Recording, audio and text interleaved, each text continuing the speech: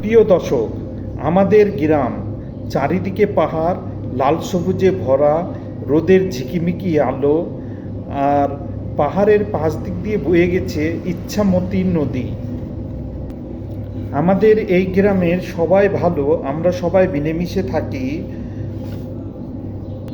আমাদের পাড়াতে রয়েছে একটি মজার মানুষ, খেপাদা।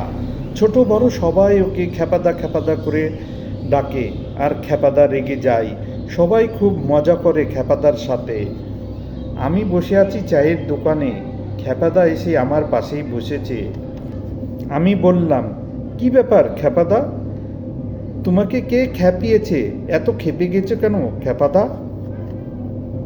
আমি বলাতে খেপাদা আরও যেন রেগে গিয়ে অদ্ভুতভাবে আমার দিকে তাকাচ্ছে। আমি বললাম, শান্ত হও খেপাদা, তুমি একটু চা খাও।